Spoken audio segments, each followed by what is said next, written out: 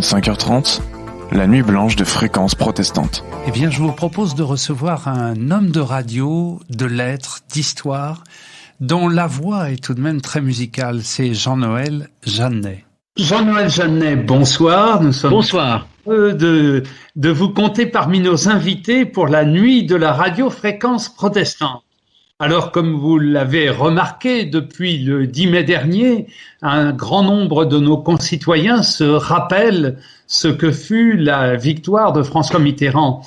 Mais ce qu'un certain nombre de Français plus jeunes ignorent, c'est que l'élection de François Mitterrand à la présidence de la République a eu pour conséquence une modification du paysage radiophonique. Vous en avez été un des acteurs majeurs. Alors, en quelques mots, cher Jean-Noël, accepteriez-vous de nous dire les souvenirs importants qui demeurent de ce moment où vous êtes devenu président de Radio France, alors que le paysage radiophonique et par conséquent médiatique connaissait un premier bouleversement? Il est vrai que lorsque j'ai eu le privilège d'être nommé à la tête de ce magnifique vaisseau de Radio France, qui était encore à l'époque enrichi de Radio France Internationale et qui donc avait vocation à parler à la planète entière, il est vrai que ce moment a coïncidé avec l'émergence des radios locales privées. On disait radio libre, mais du côté de Radio France, comme nous nous sentions libres, nous préférions évidemment parler des radios locales privées, des RLP.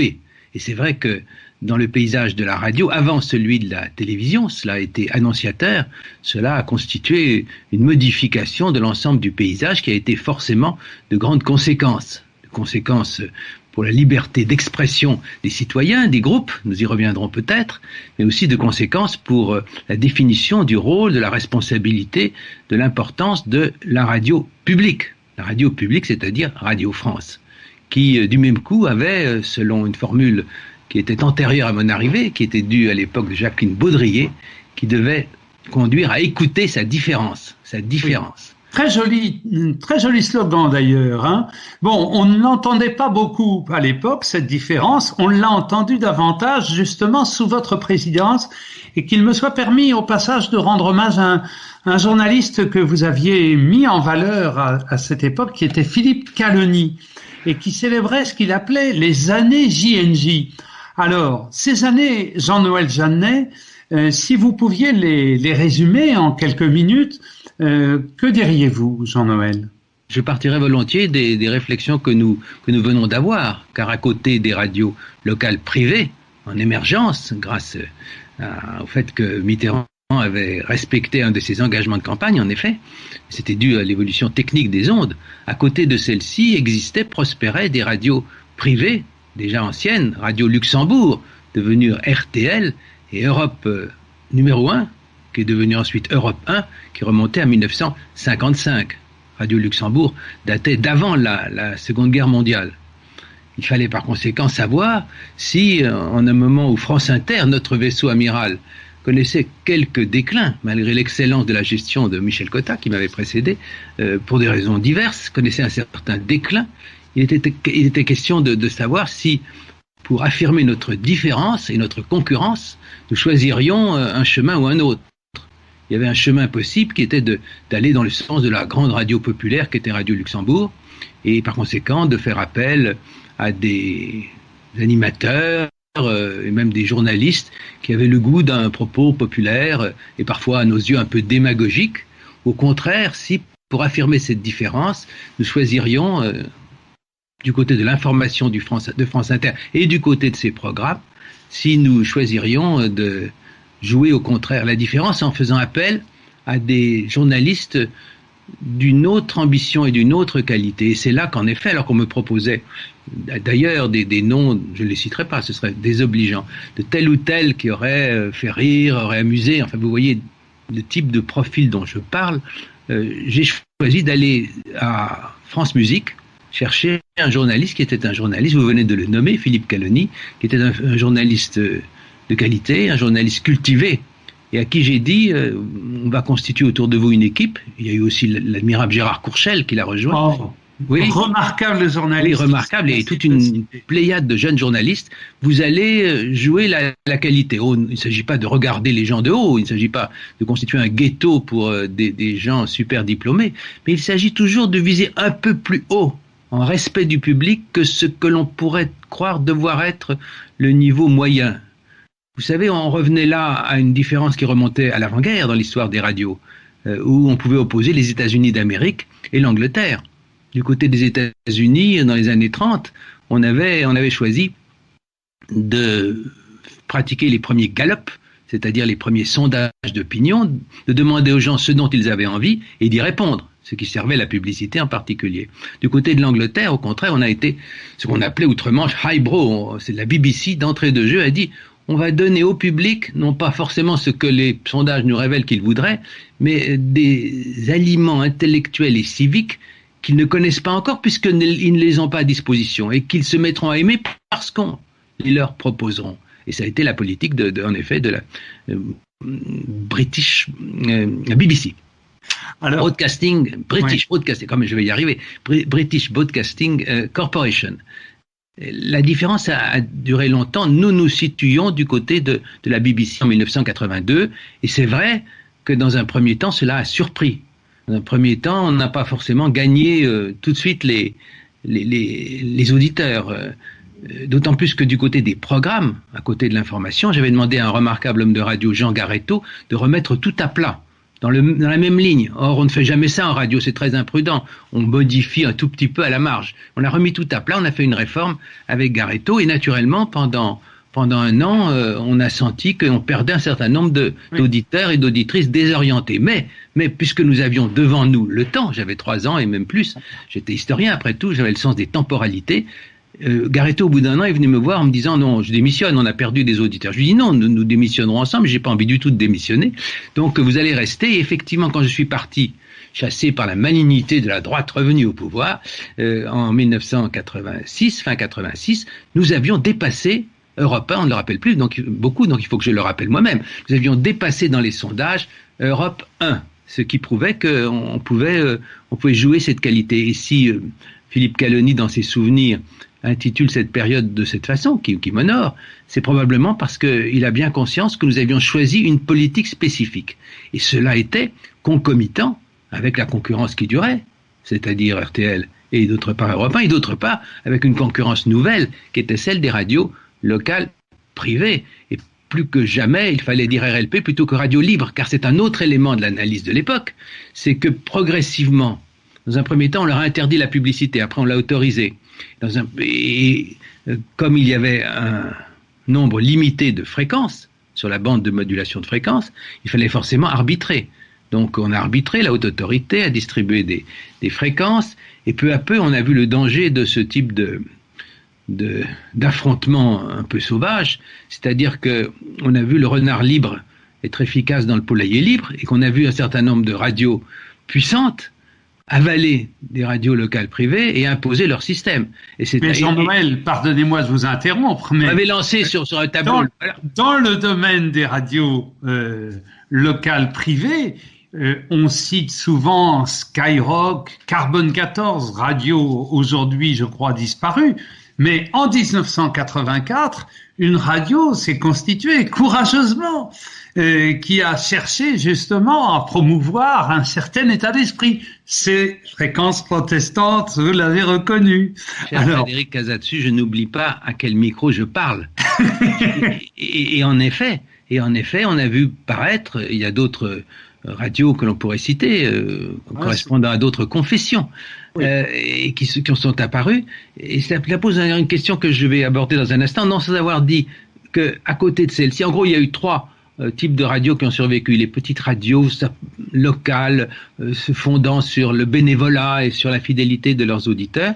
Il y a eu les radios qui correspondaient en effet à des groupes plus larges, les radios de confession, mais aussi plusieurs autres, qui posent la question d'un public parlant à un public, et nous allons en parler. Et puis il y a eu des radios captatrices, des radios requins, pourrais-je dire, qui sont venues s'imposer en cherchant en fait le bénéfice qu'on pouvait attendre de cela. Et je pense par exemple à Radio Nostalgie, la nostalgie qui est apparue à ce moment-là. Or, qu'est-ce qui s'est passé dans ce conflit? Après, je reviens à Fréquence Protestante. Qu'est-ce qui s'est passé? Non, mais qu'est-ce qui s'est passé? C'est tout simplement que ces radios-là ont progressivement investi des fréquences auxquelles elles n'avaient pas droit.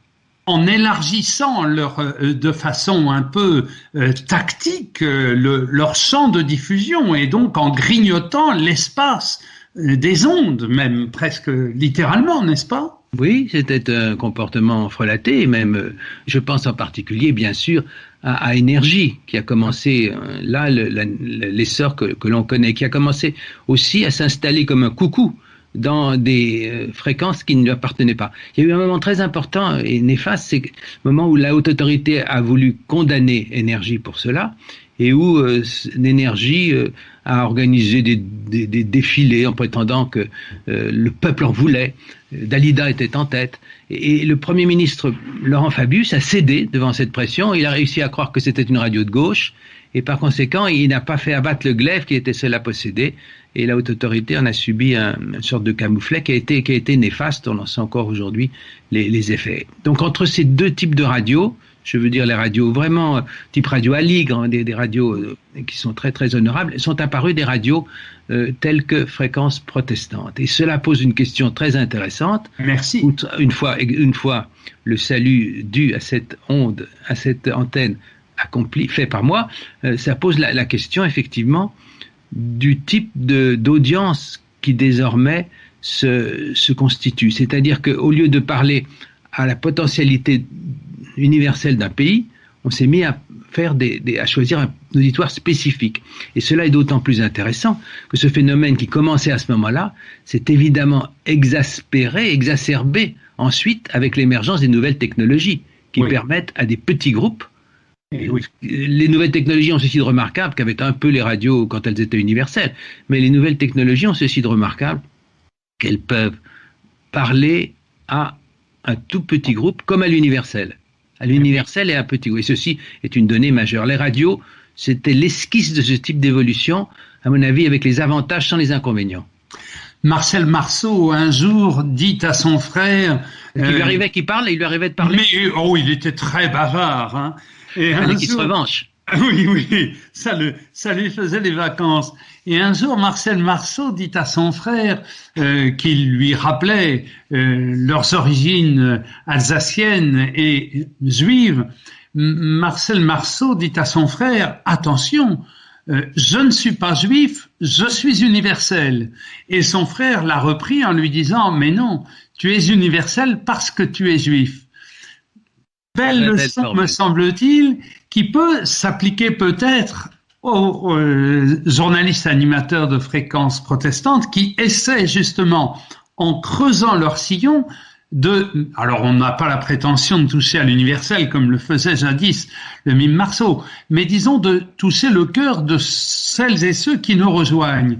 N'est-ce pas un peu ce qu'à votre manière, je parle maintenant de vous, Jean-Noël, vous faites en parlant d'histoire sur France Culture chaque samedi, c'est-à-dire par le prisme du passé, de parler à tout le monde et du présent et de l'avenir.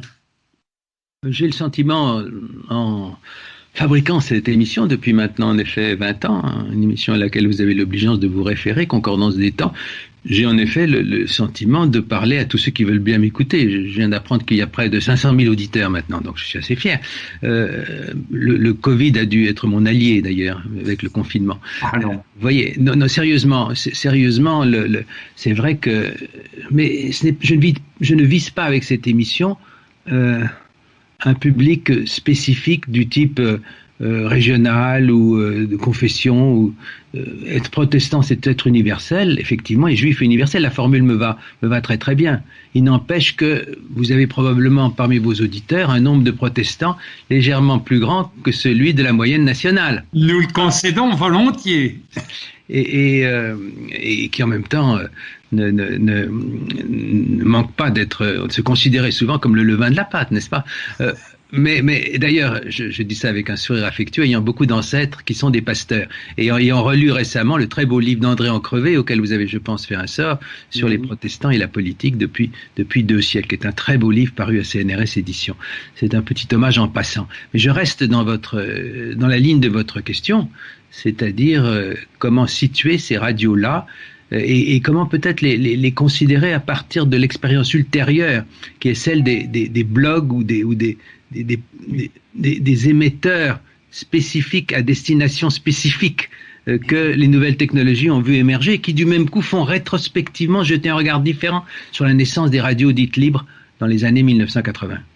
Diriez-vous que ces nouveaux médias ont une influence néfaste sur les modes de pensée, ou bien que c'est simplement un mauvais moment à passer, comme dit la boutade, ce n'est qu'un long et mauvais moment à passer et ça ira mieux après? Je ne dirais ni l'un ni l'autre. Dans l'instant même, c'est un phénomène extrêmement ambivalent. Si vous prenez prenez notre devise républicaine, liberté, égalité, fraternité. Pour la liberté, les nouvelles technologies, c'est une magnifique ouverture dans l'espace et dans le temps. Je compare avec les temps de mes premières recherches d'historien ou de mes premiers soucis de citoyen. Je vois bien à quel point s'ouvre, c'est un progrès, une richesse incroyable, s'ouvre un large éventail d'informations possibles. Mais je vois en même temps le risque formidable d'échauffement irréfléchi. Je vois le danger évident que on se mette à ne parler qu'à ses propres amis, qu'à ceux qui reflètent son propre point de vue, et que par conséquent, on risque évidemment de perdre le sens de la responsabilité et le sens et qu'on va rechercher chez ceux qui vous écoutent et à qui on parle par conséquent une sorte de caricature de ce que peut être une pensée, et non pas toute la richesse d'un débat et d'une discussion. Et cela vaut évidemment, dans le pire des cas, du côté du complotisme. Lorsqu'on va chercher dans le public qui vous écoute, minoritaire mais déterminé, qui pense déjà la même chose que vous, on se envoie un reflet, et ce reflet est un reflet de caricature. Et là, on voit bien les dangers à cet égard pour l'information. Avantage énorme du point de vue de l'espace, la Terre entière, et du point de vue du temps, le passé. Risque considérable du point de vue de la lucidité et du fonctionnement même de la démocratie. La démocratie ne peut pas être une juxtaposition de petits groupes se confortant mutuellement dans leurs échauffements souvent dérisoires et parfois extrêmement délétères et pernicieux. Donc on peut agir en dehors de ce que l'on appelle le service public, dès lors que, de façon bénéfique, dès lors qu'on garde à l'esprit peut-être la notion d'intérêt général, c'est-à-dire de parler à tous. C'est l'idéal, bien sûr, c'est l'idéal, et je l'attends effectivement, les radios qui le veulent bien. La citation de Marceau, du frère de Marceau, que vous donniez tout à l'heure, peut être presque une devise pour votre activité, mais je ne suis pas sûr qu'elle puisse s'appliquer à un grand nombre d'émetteurs actuels. C'est la différence autre, c'est-à-dire qu'on sait qui me parle, et si tout à coup vous m'injuriez ou me diffamez à l'antenne, là, quasiment en direct, je ne m'y attends pas, mais on ne sait jamais avec vous, Frédéric Casadesus. On ne sait jamais. À ce moment-là, je pourrais vous désigner, et je pourrais vous poursuivre en justice, je pourrais vous rechercher. Alors que si vous signez Dague fumante ou Bisounours ou Petit Chou Chéri, et qu'on ne sait pas qui s'exprime, je ne pense pas que vous soyez votre tendance, naturellement, mais on ne sait jamais. Et si vous commencez à vous... Non, sérieusement, l'anonymat est un élément extrêmement pernicieux, parce que le principe même de la liberté, c'est que la liberté soit exercée en liaison étroite avec la responsabilité. En gros, c'est bien la Déclaration des droits de l'homme lumineuse de 1789. La liberté s'arrête où commence celle des autres, et c'est en prendre à la liberté des autres que de les diffamer à partir d'un lieu où on ne peut pas être poursuivi. C'est cela le grand danger. Or, si vous diffamiez quelqu'un à fréquence protestante, je sais très bien devant qui on pourrait traîner devant les tribunaux. Et cela, en vérité, change tout du point de vue de la responsabilité et aussi au fond du point de vue de l'égalité et de la fraternité, puisque j'ai pris les trois éléments de la devise nationale. Et lorsque nous avons un invité qui exprime des idées, mes camarades et moi, nous efforçons de garder en mémoire les auditrices et les auditeurs qui suivent le programme et d'ajuster éventuellement ou de limiter éventuellement la virulence des propos tenus au nom justement de nos auditeurs, quels qu'ils soient, quelles que soient leurs opinions, de sorte qu'ils puissent se sentir respectés. C'est-à-dire que vous liez toujours la responsabilité à la liberté, ce qui est au cœur de la démocratie. On essaie. Non, je veux dire, en tout cas, ça doit être votre but. Voilà, exactement. Alors, dernière question, Jean-Noël Jeannet. Votre émission Concordance des temps est une invitation à la lecture. Il me semble que plus qu'un paradoxe, c'est une conciliation. Nous essayons à cette antenne, sur Fréquence Protestante, chaque fois que nous en avons l'occasion, d'inviter les auditeurs à lire. Est-ce que vous partagez cette analyse selon laquelle c'est plus une conciliation qu'un paradoxe ? Ce n'est pas un paradoxe à mes yeux. Vous conduisez vers un chemin essentiel qui est celui du dialogue installé constamment entre les différents supports de l'information, de la réflexion, de la beauté aussi, du bien et du bon. Ce n'est pas être grandiloquent que de dire cela.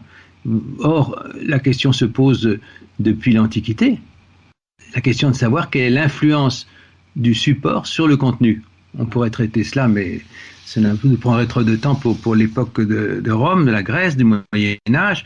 Et en tout cas, dès qu'arrive la librairie, je veux dire la librairie, l'imprimerie, dès qu'arrive l'imprimerie, on voit à quel point le support pèse sur le contenu. Et les choses changent d'un seul coup. Et jusqu'aux nouvelles technologies, c'est la plus grande mutation que l'humanité ait connue. Et sans être spécialiste de l'histoire du protestantisme ou de la réforme, j'ai tendance à penser qu'elle n'aurait pas eu la même forme, et elle n'aurait peut-être pas existé de la même façon si l'imprimerie n'avait pas permis de diffuser les textes sacrés qui jusque-là étaient réduits comme peau de chagrin ou comme tête de givaro pour être offerts aux fidèles par le catholicisme. Donc cela est très éclairant et cela nous éclaire jusqu'aujourd'hui. La radio doit servir en effet, je m'y emploie, beaucoup d'autres aussi dans mon émission, je m'y emploie, doit servir à organiser le dialogue entre les différents supports de la réflexion et de la connaissance, qui chacun ont leur mérite, évidemment. Mais observez d'ailleurs que ces mérites se rapprochent quelque peu. Je m'explique. L'avantage de l'écrit jusqu'à présent, c'est que vous avez une belle bibliothèque derrière vous, publicité pour la Pléiade, etc. Je veux dire simplement que pendant très longtemps, on distinguait le flux de la radio qui passait et qui partait entre les doigts comme du sable, et le livre que l'on pouvait prendre dans sa bibliothèque à dessein. Et puis tout à coup, enfin progressivement, mais très vite, est apparue cette mutation formidable qui est celle du téléchargement. Certains anglo-saxons parlent de podcast, mais vous connaissez le mot. Oui, donc cette évolution-là change tout. Quand j'ai commencé cette émission à laquelle vous voulez bien vous référer, en 1999, vous étiez trop jeune, c'était le précédent millénaire. Eh bien, à l'époque, on était en modulation de fréquence seulement en France sur une partie du territoire. Aujourd'hui, à Canberra, les gens qui m'écoutent à l'entrée des parkings s'arrêtent. J'ai une lettre du maire de Canberra se plaignant que les auditeurs s'arrêtaient dans les parkings et provoquaient par conséquent des bouchons. En réalité, on peut dire que, enfin, ce qui est vrai, c'est que, je ne sais pas si je parle à l'universel, mais qu'il y a des auditeurs en podcast, téléchargement partout. Et cela change complètement. Parce que j'ai 10 ans de mes émissions en ligne. Les vôtres sont en ligne, j'imagine aussi, y compris nos conversations antérieures. Et ces 10 années sont accessibles, pas 20, mais 10, accessibles très facilement. Ce qui fait qu'aujourd'hui, dans mes émissions, je me réfère parfois, ce que je n'aurais jamais fait auparavant, ça aurait été une frustration vraiment perverse, je me réfère, au contraire, maintenant, je peux me référer aux émissions antérieures. Vous voulez en savoir davantage? Allez voir telle émission, et du même coup, vous lirez tel livre, puisque les livres sont... Voilà. Il ne s'agit même pas de faire de la bibliographie. C'est à vous donner le vertige, au fond. Oh, j'aime bien donner le vertige, oui. Mais c'est un vertige contrôlé, bien sûr, un vertige civique et républicain. Merci infiniment, Jean-Noël Jeannet, et nous attendons avec plaisir et gourmandise le deuxième volume de vos souvenirs. Ah oui, vous avez vu ça? Oui, je parle de la radio, effectivement, dans le Rocher de Sustène. Et je parle d'un sujet qui pourrait également intéresser l'histoire de la radio, c'est la question des rapports entre le hasard et la nécessité. c'est-à-dire ce qui s'organise et ce qui surgit tout à coup. C'est pour ça que ça s'appelle le rocher de Sustène. J'ai été sauvé à un moment donné de justesse par un rocher immense qui a écrasé une voiture devant moi, devant mes 2 chevaux qui n'auraient pas résisté. Eh bien, c'était le hasard et la nécessité. La nécessité de vous parler aujourd'hui et le hasard qui me permet de le faire. Et les auditeurs de Fréquence Protestante qui désireraient en savoir davantage pourront écouter l'émission que vous nous aviez accordée au mois de septembre. Merci infiniment, Jean-Noël, et belle fin de soirée à vous. Merci.